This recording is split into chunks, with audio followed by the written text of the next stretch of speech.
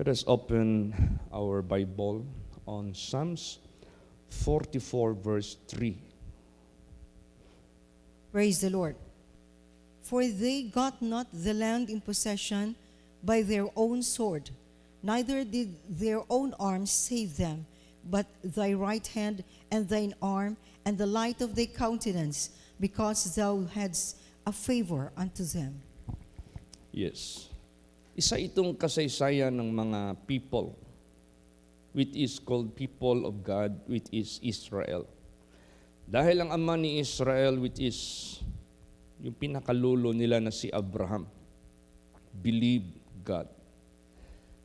At ito po'y nakasama sa kanyang covenant kay Abraham that he will bless his people, his children, and after him. No? Sinabi dito, for they got not the land in possession by their own sword, neither did their own arms save them, but thy right hand and thine arm and the light of thy countenance, because thou hadst a favor unto them. See, napaka-laking bagay pag ang Diyos ay pumabor sa kanino man sa sanglibutang ito, ay talagang magkakaroon po talaga ng great deliverance, great possession sa kanyang mga pangako. So, ganun din po sa buhay natin at this present time. Hindi nakasalalay sa ating kakayahan, hindi nakasalalay sa ating kagalingan, hindi nakasalalay sa ating ano paman na meron kakayahan tayo, kundi absolutely nakasalalay sa kanyang favor. Pag sinabing favor, yung bang papakitaan ka ng Diyos ng kanyang blessing. No? Gagawan ka ng Diyos ng something which is favorable unto you. Ganun po ang nangyari. Dinescribe ng salita ng ating Panginoong Diyos. Nung itong Israel, they are so few in number and they are so weak. If i-compare mo sila sa mga nations whom they possessed, especially the 5 nations, the Jebusites, the Perizzites, the Ammonites, the Amalekites, kung sino-sino pa yung na-possess po nila, na-conquer po nila. Kaya, ganun po sa buhay po natin. Habang nabubuhay tayo sa sanglibutang ito, since God is the owner of all things, nasa Kanya ang karapatan at kapangyarihan at kakayahan na anong gusto niyang gawin sa lahat sa mundo. Tingnan mo anong ginawa niya sa langit. Kung sino yung hinatulan niya na mawala doon, walang nagawa. Displaced sila forever dahil hindi nalugod ang Diyos sa kanila. Lucifer and the cohorts or the angels na sumapi kay Lucifer. Yung mga nanatili sa kanya na loyal, nanatili sa kanya na obedient, no? Nanatili sa kanya na faithful. Tingnan mo. They are blessed. No? They remain in their first state as what God made them, as like angels in heaven. Grabe yung favor ng Diyos sa buhay nila. They are so blessed, they are so happy. So kung nagawa yan ng Diyos doon sa langit, ganun din ang magagawa niya. Kung sino yung mga tao na gusto niyang i-displace sa mundong ito, madi-displace ka talaga. Kasi He has the right to do it. Tapos sino yung displace ng Diyos? People, nation, whom He made. Ginawa niya. Pero hindi naniwala sa Kanya. Hindi sumasamba sa Kanya. Hindi nananalig sa Kanya. So, He has the right to displace them because He made them. Walang bagay sa sanglibutang ito na hindi Niya nilalang. Kaya mapalad ang tao whose God is the Lord, mapalad ang tao whose God is the maker of all, mapalad. Kasi talagang yung favor ng Diyos, yung pabor ng Diyos, yung blessing ng Diyos, doon niya ito ibibigay. Kaya nga sabi nga niya sa panahon ni Moses, I will have mercy on whom I will have mercy. I will have compassion on whom I will have compassion. And I will also harden my heart to whom I will harden my heart. Kasi siya yung Diyos na judgment ang kanyang lahat ng pamamaraan. All His ways are done in judgment. Kaya binigyan tayo ng Diyos ng pagkakataon na makakilala sa Kanya. Binigyan tayo ng Diyos ng pagkakataon na makita natin ang katotohanan niya. Para gagawin natin ang pinapagawa niya sa atin. Para anumang katagumpayan natin dito sa sanglibutang ito, bear in your mind, Kanya yan. Siya yan ang gumawa niyan. Hindi tayo. Amen? Praise the Lord. For they got not the land in possession by their own sword, neither did their own arm save them, but thy right hand and thine arm and the light of thy countenance, because thou hast favored unto them. Basahin natin. Deuteronomy 4:37 hanggang 38. Praise the Lord. And because he loved thy fathers, therefore he chose their seed after them, and brought thee out in his sight with his mighty power out of Egypt, to drive out nations from before thee greater and mightier than thou art, to bring thee in, to give thee their land for an inheritance at least this day. Ayan.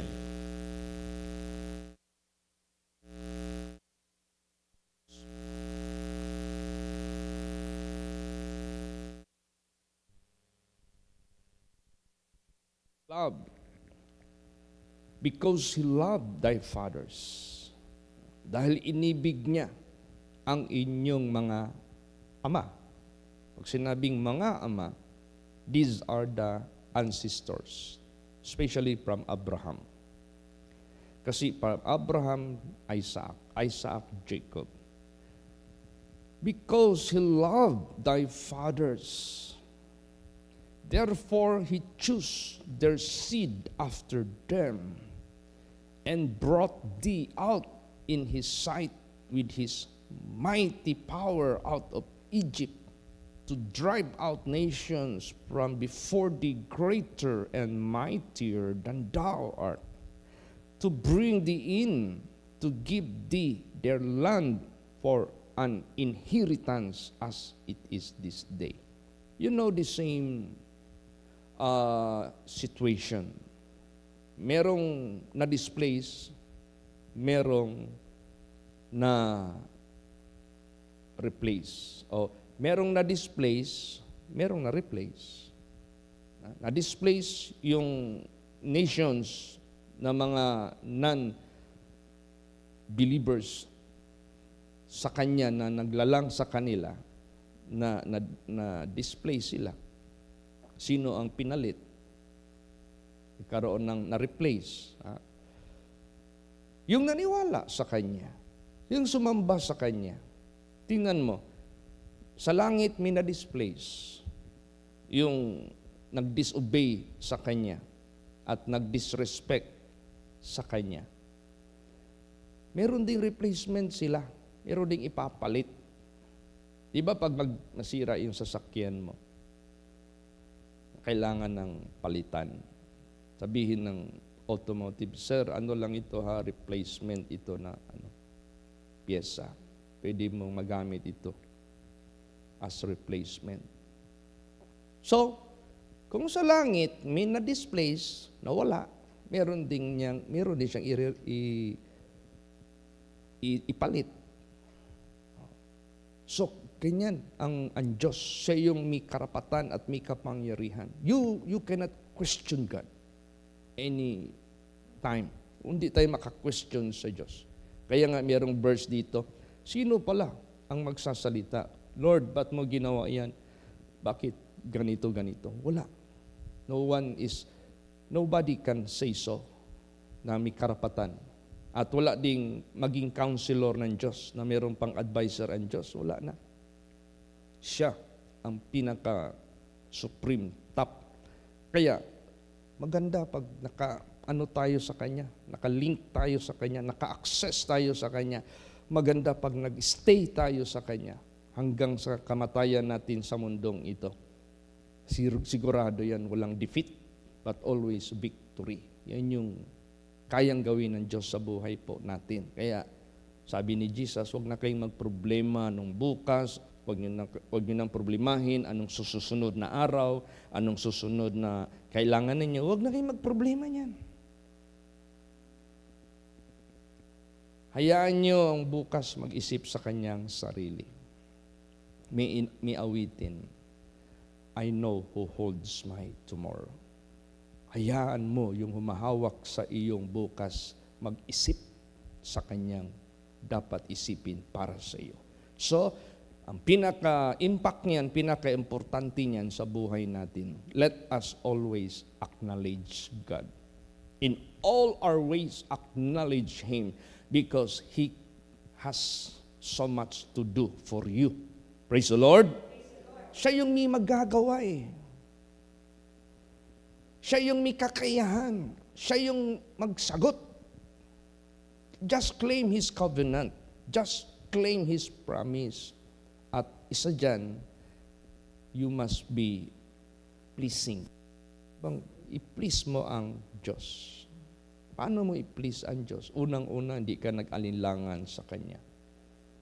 Ikalawa, sumusunod ka sa Kanyang kautusan, sa Kanyang kagustuhan, sa Kanyang kalooban. Ay, sigurado yan. Mapiplease talaga yung Diyos. 100%. Kaya masyadong pinapaalala ang people of Israel na nangyari yan sa inyo, ha? Isipin ninyo, hindi kayo yan dahil malakas kayo. Kundi dahil nagpakita ako ng favor sa inyo. Dahil sa parents ninyo na naniwala sa akin at may covenant ako sa kanila.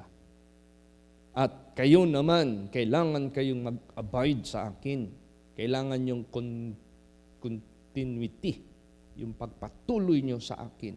Sasamahan ko kayo, hindi ako hihiwalay sa inyo. Basahin natin yung Deuteronomy 8:17 hanggang 18. Praise the Lord. And thou say in thine heart, my power and the might of mine hand hath gotten me this wealth.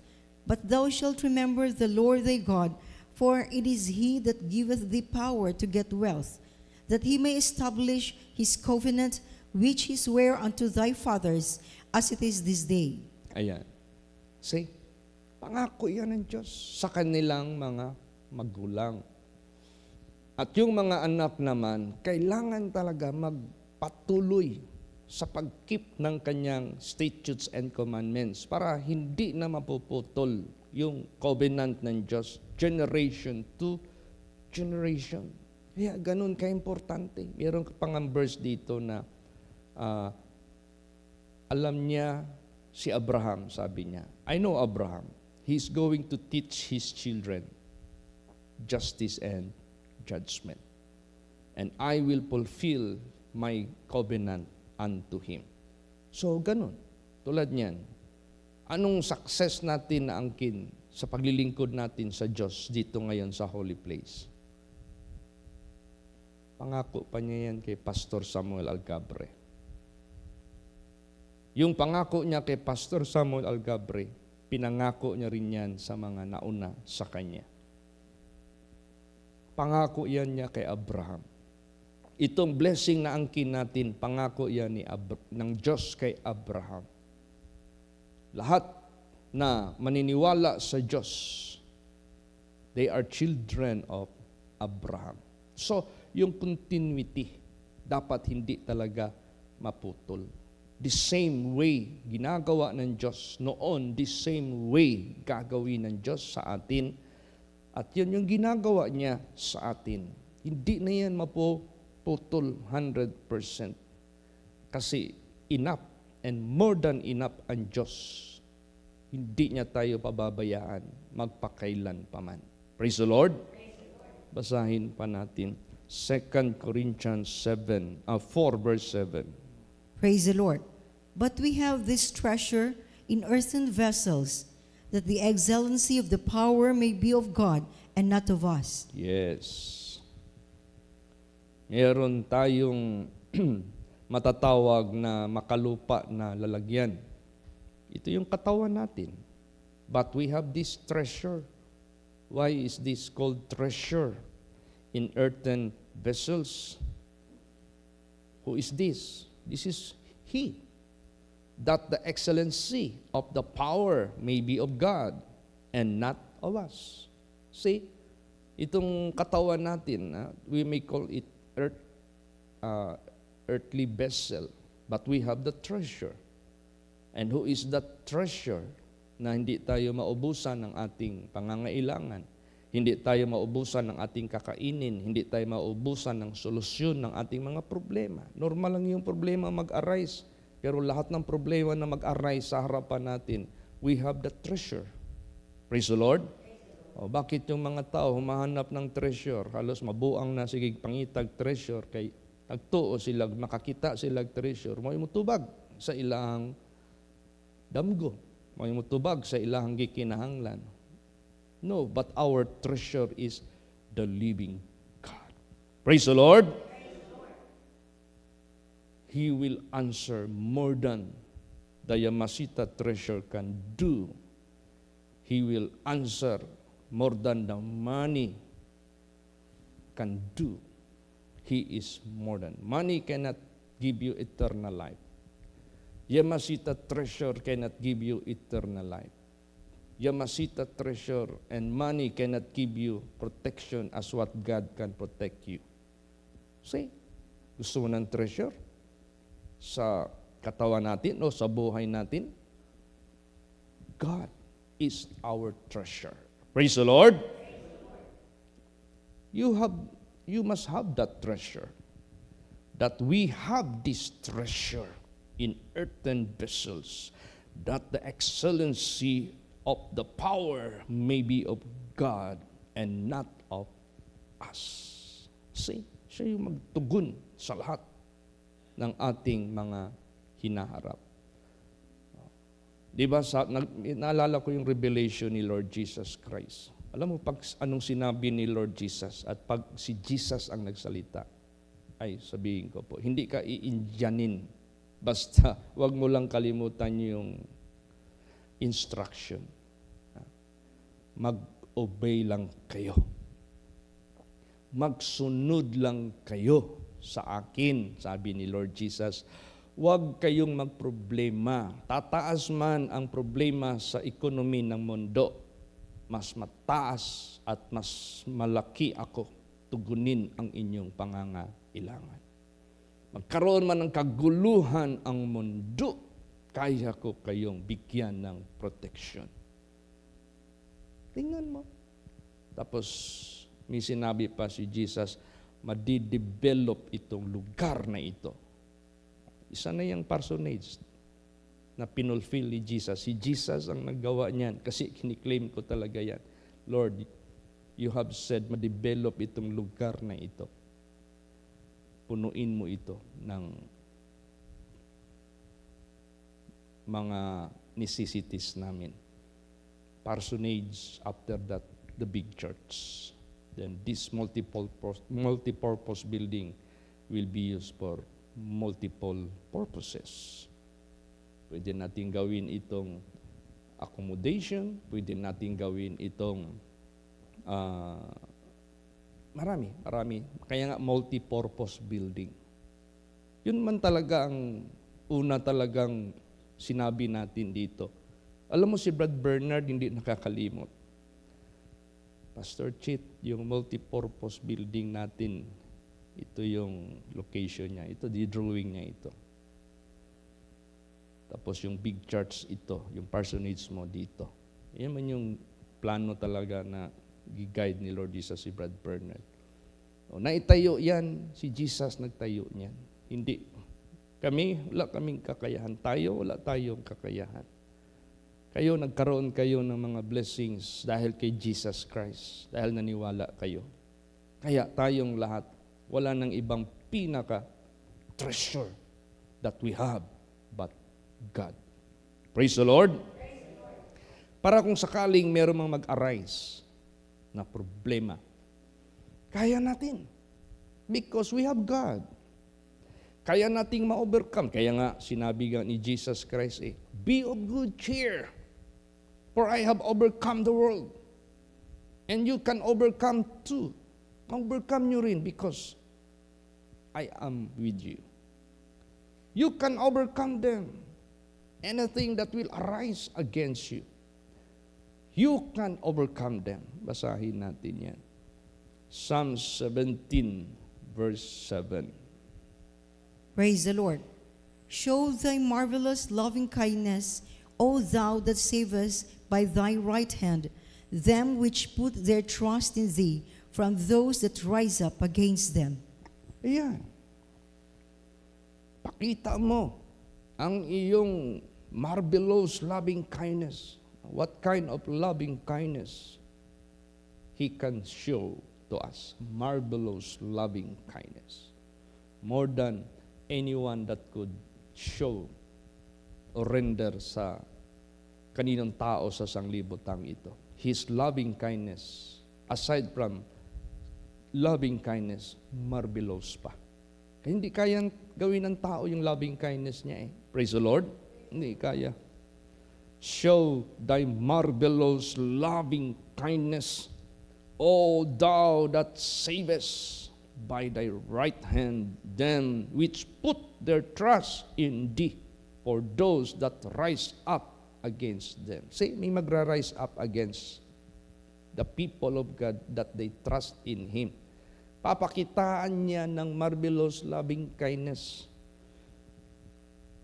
Yung kanyang kanang kamay ang siyang magliligtas sa kanila doon sa mga magra-rise up against them. Na ano bang magra-rise up sa atin?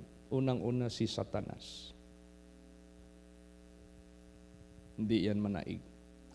Ikalawa yung pangangailangan natin na magra-rise up. Panahon ng sitwasyon ng buhay natin, kaya natin lahat yan. Siya yung magsisave sa atin by His arm, but by His right hand. Kaya niya lahat yan. Remember, marvelous loving kindness ang kanyang nagagawa sa atin. Amen? Praise the Lord. At gagawin niya pa yan. Kahapon nag-meeting kami, quick meeting lang together with pastors na naka-attend. During that time, kasi meron akong schedule na house blessing, nag-exit na ako earlier. Sabi ko na lang kay Pastor Tam, you do the remaining time sa meeting na ito. Ikaw na mag-lead sa kanila, ikaw na mag-pray. Kasi 6:00 yung aking appointment. Maybe 22, 25 attendees ang nag-attend. So nag-meeting kami. Sabi ko sa kanila, itong meeting natin ngayon, this is about our pledge for the June 15. Ang June 15, this is our Thanksgiving celebration. Magpasalamat tayo sa Diyos. Walang pagpasalamat na walang sacrifice and offering na ating ipakita sa Diyos. So lahat tayo mga pastors, himukin natin mga membro natin na with all the happiness and the free heart, mag-offer ng something para sa selebrasyon na ito. Para yung 600K, 600K over, ma-reach natin yan. Wala ng registration ang mga membro, pati ang mga pastors. Praise the Lord. Kung magtulong-tulungan tayo. Sinampol ko yung sarili kong kongregasyon. Bago ako nagpa-meeting, nag-exhort ako sa kanila. Exhort. Dito sa Davao congregation, ilan man lang ang nag-pledge? 20 plus. Pero may nag-pledge ng 10,000. Isang tao lang yan. May nag-pledge ng 5,000, isang tao lang yan. May nag-pledge ng 15,000, isang tao lang yan. So, umabot kami ng 100, almost 30,000 yung pledge namin. Sa 24 lang katao. Bakit? Ano bang income ng Davao Congregation? Simple man lang tayo dito. Bakit natin nagawa yan? Dahil na-exhort tayo sa Word of God at si Jesus ang mag-back up sa atin. Hindi naman tayo yan eh. Siya naman talaga yan eh. Kung tutuusin natin. So yan ang gawin ninyo sa mga dapat kongregasyon. Tapos ngayong darating na Sunday, mag-pledge na. Then isubmit ninyo sa ating national officers ang figure para ma-sum up natin. But bago mo ipamiting, i-exhort mo muna sila sa Word of God that this June 15 is a Thanksgiving Day na magpasalamat tayo. If we have to be thankful to God, we must have something in our hand to be brought, to be offered as a sacrifice. Yun na yung support natin sa June 15. Praise the Lord. Kasi siya naman talaga. Ma-please lang natin ang Diyos. Yung favor niya, ipakita niya sa atin. 100% yan. How we trust God. Paano tayo nanalig sa Diyos? Paano natin i-claim yung mga pangako niya? Do it. Bakit patay ba siya? Bakit bingi ba siya? Bakit bulag ba siya? Kailan ba siya maging bulag? Kailan ba siya maging pungkol? Kailan ba siya maging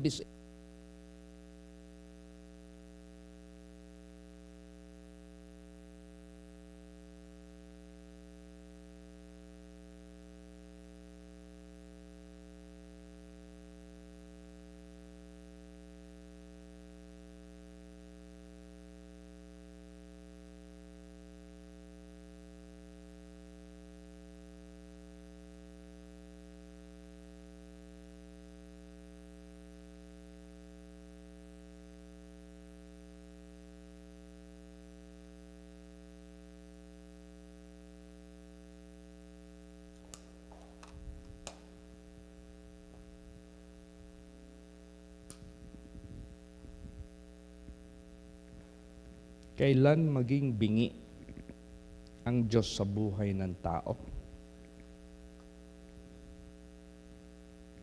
Pwede ba siyang maging bingi? Pwede ba siya maging disabled? Pwede. Ang kasalanan ang dahilan na mag-separate sa Diyos at sa atin. Hindi na matago na yung mukha niya. Hindi na siya maka-help. Pungkol na siya. Hindi na siya makarinig. Bingi na siya. Wala na. O ngayon, itong ating araw-araw na salita ng Diyos na naglilinis sa atin, nag-guide sa atin, nagbigay sa atin ng sanctification, righteousness, holiness. Privilege na ito. Claim. You claim it. Alam mo, minsan, mag-grocery kami dyan sa Gmall. Natagpuan ko yung classmate ko. Chit! Ano saan mo diri? Bay lang may mga necessity sa balay. Grocery? Oo. Chit! Kanang imong grocery, kung pilay total ni ana, maka-reach ganina sa kota, agto dito sa service ko ano? Diyan tawa na? Ha? Customer service. Ingna. Ma'am, naapa mo atong coupon nga libre fried chicken sa Savory Restaurant. Sinubukan namin yan. Binigyan kami ng dalawang coupon. Bago lang ganun din, dalawang coupon. Na-enjoy namin, nakain namin. So tayo, pag na-reach natin yung righteousness, holiness, obedience natin sa Diyos, claim your privilege. Claim His covenant. Claim His promise. You can have it. God will give it to you. Praise the Lord. Sigurado yan. Ibibigay yan ng Diyos. Basahin natin yan. Psalms 20 verse 6. Praise the Lord. Now know I that the Lord saveth his anointed. He will hear him from his holy heaven with the saving strength of his right hand. Yan. Now know I. Ngayon kilala ninyo ako na ang Panginoon na nagliligtas sa kanyang mga anointed. See, pag sinabing anointed ka, you're a man of God. You're a believer of God. You are obedient of God. He will hear him from His holy heaven. See? Ang lakas ng signal. Ang lakas ng dating. Pag mag-pray tayo, marinig niya sa langit, kahit gaano kalayo yan. Anointed ka holy ka obedient ka He will hear him from His holy heaven with the saving strength of His right hand. See? Ang pagliligtas. Kaya walang mag-rise up against us na hindi natin kayang ma-overcome. Basta pa, Exodus, yan ang actual na nangyari sa buhay ng Israelites. Exodus 15:16. Praise the Lord. Fear and dread shall fall upon them. By the greatness of thine arm, they shall be as a steel, as a stone. Till thy people pass over, O Lord, till the people pass over, which thou hast purchased. Yeah. See, yung mga kaaway nila lahat, wala. They still like a stone. Kita ka na ba ng bato lumalakad? Kita ka na ba ng bato gumugulong sa sarili niya? Maliban lang yung nahuhulog sa pangpang? Wala, still. Walang nagawa yung mga kalaban nila. Till thy people pass over. Hanggang yung kanyang mga people nakaalampas. O Lord, till the people pass over. Malalampasan natin lahat ang mga problema. Malalampasan natin lahat ang ating pangangailangan. Malalampasan natin lahat ang mga tukso. Malalampasan natin lahat ang mga pagsubok sa buhay natin. Which thou hast purchased. We are purchased by God, by His precious blood. Mahal na mahal tayo ng Panginoong Diyos. Praise the Lord. Alam mo, God made His name to be remembered everlastingly. Di na malimutan ang pangalan ng Diyos. You know what God did na very unique and very memorable event dito sa mundo among His people, among His servants? Isa ito, basahin natin. Isaiah 63 verse 12. Praise the Lord. That led them by the right hand of Moses with his glorious arm, dividing the water before them to make himself an everlasting name. Gagawin ng Diyos ang something to make Himself an everlasting name. Hindi na yan makalimutan sa kasaysayan ng mundong ito. Lalo't na sa langit. Alam ng tagalangit yan. That led them by the right hand of Moses with his glorious arm, dividing the water before them. Ito yung Red Sea. To make Himself an everlasting name? Yes. To make His name to be remembered. Generation to generation. So, ano lang hinahanap ng Diyos sa atin? Yung bang malipay siya sa ato, mahimuot siya sa ato. Di ba? Pag may nakakita ka ng mga bata, tapos na-please ka, you must have something to give because you are obliged to give. Mahimuot ka Ganon din ang Diyos. Pag na-please ang Diyos, pag nag-delight ang Diyos sa buhay natin, ang dami niyang kayang gawin sa atin. Basahin natin. Numbers 14 verse 8. Praise the Lord. If the Lord delight in us, then He will bring us into this land and give it us, a land which floweth with milk and honey. Yan. Kung ang Diyos malipay nato, mahimuot nato, then dalon niya ta sa yuta. Ihatag nga ka nato ang yuta nga gadagayday o gatas o dugos. Blessings.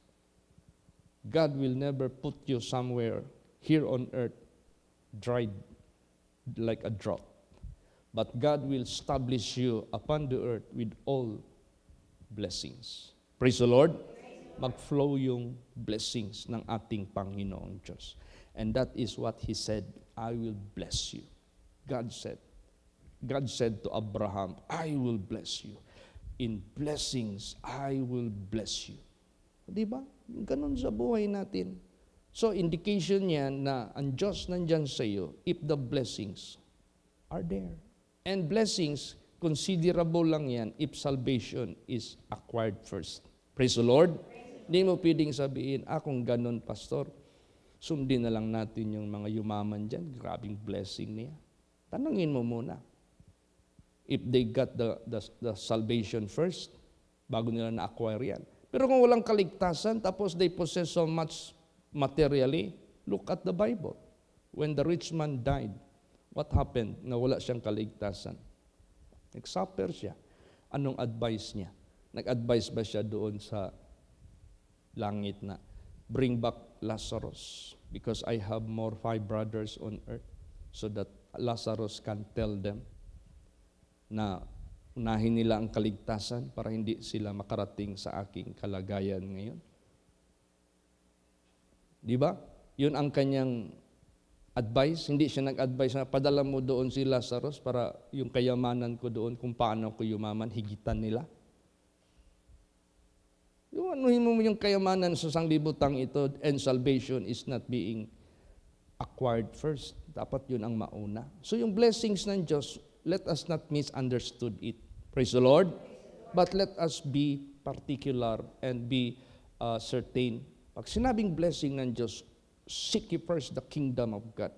Una talaga yung kaligtasan and His righteousness. And all these things, yung mga temporary lang na panandali ang pangailangan, name all of them. Ibibigay ko sa inyo lahat yan. Praise the Lord. So, to God be the glory. Huwag tayong makalimot sa kanyang mga pangako.